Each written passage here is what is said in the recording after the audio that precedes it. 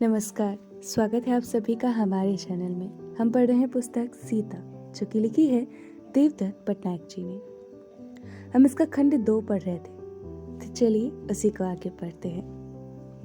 अहिल्या का उद्धार। जब यज्ञ समाप्त होने को आया तो विश्वामित्र बोले, हमें धारा की निचली ओर गौतम ऋषि के आश्रम में चलना चाहिए। वहां हमारी आवश्यकता है। सभी ने संकरे और पहाड़ी पथ पर ऋषि का अनुसरण किया, जिसके दोनों ओर फल और फूलों से लदे वृक्ष थे।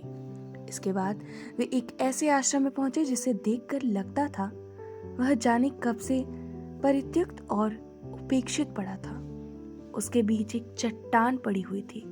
फिर विश्वामित्र उसकी कहानी सुनाने लगे। अहिल्या एक सुंदर राजकुमारी थी जिससे अनेक राजकुमार विवाह करने के इच्छुक थे, किंतु उसका विवाह उसकी आयु से कहीं बड़े गौतम ऋषि से कर दिया गया। गौतम अपना सारा दिन यज्ञ तथा तप आदि में व्यतीत करते और अहिल्या उनकी सभी आवश्यकताओं का ध्यान रखती। वह उनसे मित्रता तथा साथ की अपेक्षा रखती थी, किंतु उनके पास अपनी पत्नी की ओर ध्यान देने का समय ही कहाँ था। एक दिन सुबह का समय था। गौतम ऋषि बड़ा ही विचित्र व्यवहार करने लगे। नदी में स्नान करने के बाद पर्वतों पर ध्यान के लिए जाने की बजाय वे घर लौट आए और दोपहर का सारा समय अहिल्या के साथ बिताया। इस दौरान वे उसके साथ बहुत ही स्नेह और लगाव से पेश आए और उसकी सारी मांगे पूरी की। परंतु जो ही संध्या घिरने लगी, अहिल्या ने देखा कि उसके पति जैसे दिखने वाले ऋषि घर में प्रवेश कर रहे थे। अंतर केवल इतना था कि बाहर खड़े ऋषि के मुख पर कठोर भाव थे और उसकी बाहों में लेटे ऋषि अतिशय कोमलता से पेश आ रहे थे। तभी उसे पता चला कि उसकी बाहों के घेरे में बंधा व्यक्ति उसका पति नहीं बल्कि उसके वेश में कोई छलिया था। वह इंद्र निकला, जो उसके पति गौतम ऋषि का रूप लेकर एकांत में उसका शील भंग करने आया था। उसके असली पति तो द्वार पर खड़े थे। गौतम किसी भी हाल में अहिल्या को क्षमा नहीं करना चाहते थे। उन्होंने इंद्र को शाप दिया कि वह नपुंसक हो जाएगा और उसकी पूरी देह पर घाव हो जाएंगे। फिर उन्होंने अपनी पत्नी को श्राप दिया कि वह एक पाषाण में बदल जाएगी। वह ना तो हिल डुल सकेगी और ना ही कुछ खा पी पाएगी। पशु उस पर मूत्र विसर्जन करेंगे, यात्री उसे लांघ कर जाएंगे। विश्वामित्र बोले, रघुवंश के उत्तराधिकारी, अयोध्या के राजकुमार, परख या भेदभाव से परे उसका स्पर्श करो, वह इस श्राप से मुक्त हो जाएगी। किंतु क्या व्यभिचार को सबसे घृणित अपराध नहीं माना जाता? यह आपसी विश्वास का अंत कर देता है।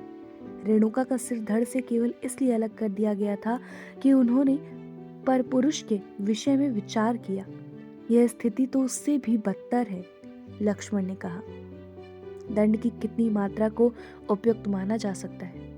कौन तय करता है कि क्या पर्याप्त है? एक राजा को हस्तक्षेप करना चाहिए और अपनी रुक्षता को करुणा से संतुलित करना चाहिए। राम ने झट से उस चट्टान का स्पर्श किया जो अहिल्या ही थी।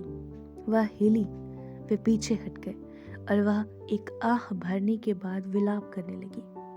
वर्षों बाद उसे अपनी लज्जा और ग्लानि से मुक्ति मिली थी। गौतम भी एक ओर से सामने आ गए। वे उलझन में थे।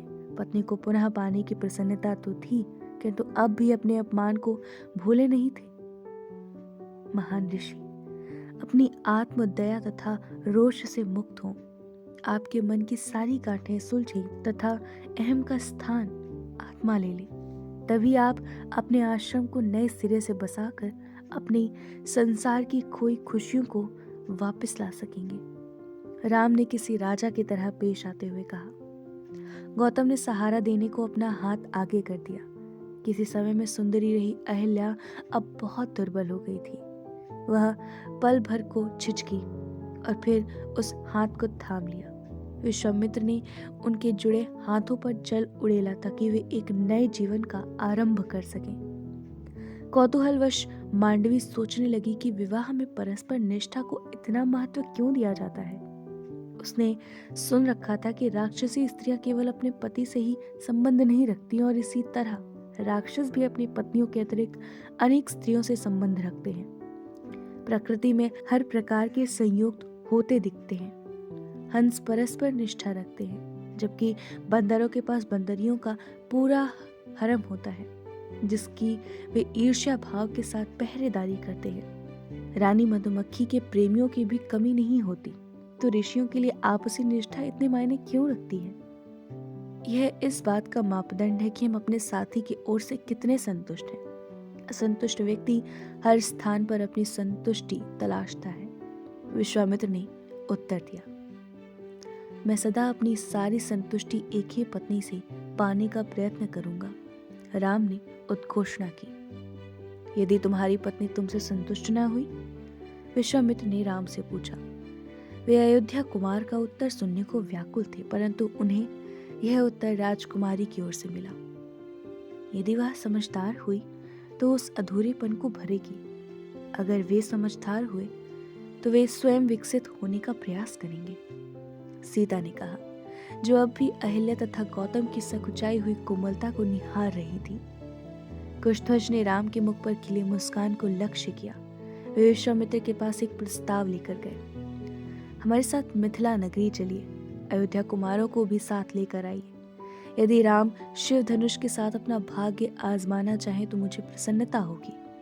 कौन जाने वे अपनी पत्नी के साथ घर लौटें।